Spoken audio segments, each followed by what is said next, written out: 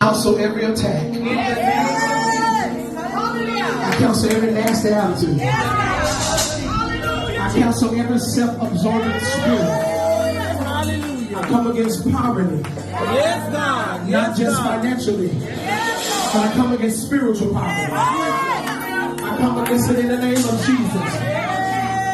And God, I ask that you go before us, that you will prepare the way from the glory carriage, that you make singing easy, that you make ministering easy. God, send your ministering angels, touch our musicians, strengthen them and energize them.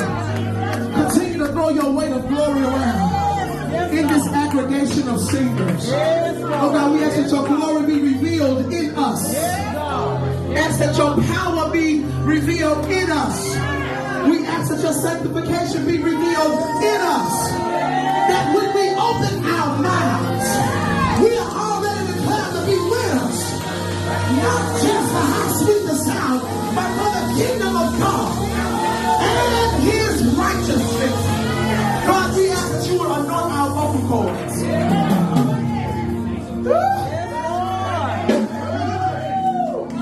God, we're going to give you the glory. I come against the self-sabotage. You're not sabotaging the choir. You're